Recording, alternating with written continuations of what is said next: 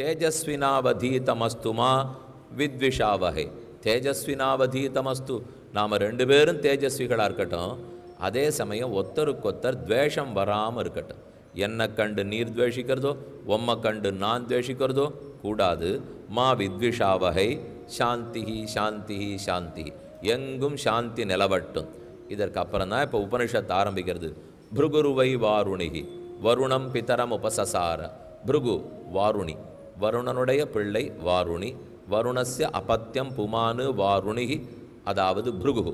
பிருகுருவை வாருணிகி, வருணனுடைய மகனான பிருகு வருணம் பிதரம் உபசதார, தன் தந்தையான வருணனை நோக்கி போனார். உபசசார, கையை கூப்பி கொண்டு உங்ககிட்ட நல்ல அர்த்தங்களெல்லாம் கேட்டுக்கணும் அப்படிங்கிற ஆசையோடு வந்தார். வருணம் பிதரம் உபசசார, பிரம்ம ஜிக்ஞாசையோடு வந்தார்.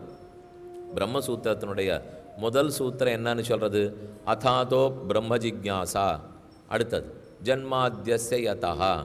இப்படி ஒரு சூத்திரமாக பார்த்தா முதல் சூத்திரம் அதாதோ பிரம்ம ஜிக்ஞாசா. ஆகவே இதற்கு மேல் இதனால் பிரம்மத்தை பற்றி தெரிஞ்சுக்கணுங்கிற ஆசை இருக்கிறவன் வருகிறான். ஜிக்ஞாசுன்னா தெரிஞ்சுக்கிறதுக்கு விருப்பம் இருக்கிறவன், ஜிக்ஞாசான்னா அறிந்துக்கிறதுக்கு விருப்பம். அந்த விருப்பத்தோடு இருந்தால் தான் ஆச்சாரிய இடத்துல போகணும். அப்போ இவனுக்கு அந்த ஆசை இருந்தது. சகனாபவது, 2 பேரும் சேர்ந்து கற்றுக்கலாம். வருணம் பிதரம் உபசசார அதீஹி பகவோ பிரம்மேதி. ஹே ஆச்சாரியனே, தந்தையே, பகவஹா தேவரீர் எல்லா சக்தியும் இருக்கிறவர், எனக்கு வேண்டிய சந்தேகங்களை எல்லாம் போக்கக்கூடியவர். அதீஹி நீர் சொல்லும் பிரம்மத்தை பற்றி எனக்கு விளக்கமாக சொல்லும். அதீஹி பகவோ பிரம்மேதி தஸ்மா ஏதத் புரோவாச்ச. இப்படி கேட்ட தம் பிள்ளையை பார்த்து தகப்பனார் நன்னா சொல்ல ஆரம்பித்தார். தஸ்மா ஏதத் புரோவாச்ச அன்னம் பிராணம் சக்ஷு ஸ்ரோத்ரம் மனோவாச்சமிதி. பிரம்மம் எதுன்னு கேட்டா இல்லையா? இப்போ பதில் சொல்கிறேன். அன்னம் பிராணம் சக்ஷு ஸ்ரோத்ரம் மனோவாச்சம், இதுதான் பிரம்மம். இது தந்தை மகனுக்கு சொல்லிட்டார். அவர் ஒரு நிமிஷம் யோசித்து பார்த்தார். இதில் எதுவுமே பிரம்மமாக அவர் மனசுக்கு படலை.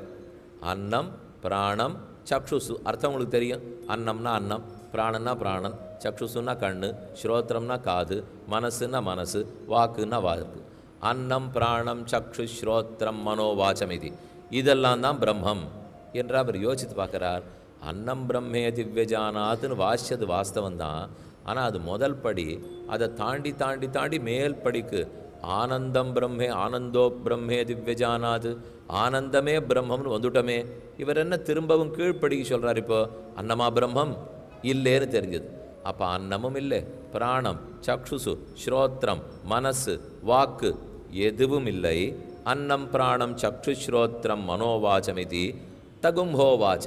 இப்படி சொன்ன தன் ஆச்சாரியனை பார்த்து சிஷ்யன் சொல்கிறார், இல்லை இது எனக்கு சரியாக படலை. தகும்ஹோவாச்ச, எது உண்மையான பிரம்மஸ்வரூபமோ அதை சொல்லும். சரி, அப்போ பிள்ளை கொஞ்சம் விழிப்புணர்வோடு இருக்கான்.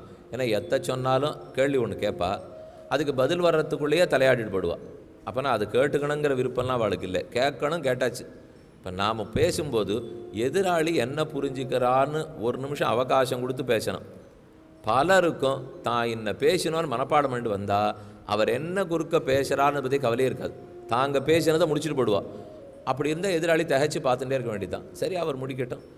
அவர் இல்லை நான் முடித்தப்புறம் பேசுமே, நான் பிரயோஜனம் இருந்திருக்காது. அவர் சொல்ல ஆரம்பிக்கச்சேவே விஷயமே அதுவாக இருந்திருக்காது. அது அவர் 10 நிமிஷம் பேசி என்ன லாபம் சொல்லுங்க. அதை நிறுத்தி இல்லை இதுதான்னு சொல்ல விடணும் இல்லையோ. அதனால ஜாகரூகாளாக விழிப்புணர்வோடு இருக்கணும்னா ஆரம்பிக்கச்சேவே சொல்லிடணும். நீர் சொல்கிறது எனக்கு சரியாக படலை, மேலே மேலே இந்த உபதேசம் வேண்டாம், தகும் ஹோவாச்ச, இது சரியாக படலை. அவர் அப்புறம் மாற்றினுட்டார். சரி, பிள்ளை கொஞ்சம் நன்னா யோசிச்சுட்டு தான் இருக்கார். சொல்லி பார்த்தேன், இது சரின்னுட்டு போயிட்டா அதுக்கு மேலே அவள் சொல்ல மாட்டா.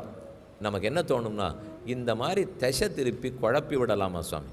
அவர் பாட்டுக்கு தப்பானது சொல்லிவிட்டு பிள்ளைய பரீட்சை பண்ணுறதுக்காக இருக்கோம்னால் அதில் நிஜமாக ஸ்ரத்தை இருக்கிறவனுக்கு தான் சொல்லணும். ஸ்ரத்தை இல்லாதவனுக்கு சொல்லிட்டோம்னால் கண்ட பேரிடத்தில் அணுசக்தியை கொடுத்தா போலே. அணுசக்தி ரொம்ப உயர்ந்தது. ஆனால் அதுக்கு தகுந்த மாதிரி 4 செவுறு கட்டித்தானே வைக்கணுங்கிறா. ஆரம்பிக்கிறதுக்குள்ளே எத்தனை பாடுபட வேண்டியிருக்கு, மூடுறதுக்கு எத்தனை பாடுபட வேண்டியிருக்கு. அதனால் அது யார் கையில் போகணுமோ அங்கே போகணும். அதுக்கு தான் உபனிஷத்துக்களை ஆகட்டும் மந்திரங்களை ஆகட்டும் ரகசியமாகத்தான் பாதுகாப்பர்.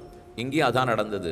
பிள்ளை எழுந்திருந்து கேட்குறானான்னு பார்ப்போம், கேட்டான்னா சொல்லுவோம். ஆனால் அது கேட்கறதுக்கு நேரங்காலம் இருக்குது. தத்வித்தி பிரணிபாதேன பரிப்பிரஷ்னேன சேவையா உபதேக்ஷந்தி தே ஞானம் ஞானினஹா தத்துவதரிசினா. கண்ணன் கீதையில் சாதிக்கிறார், ஆச்சாரியனிடத்தில் ஷடக்கன்னு போய் கேட்காத அர்ஜுனா.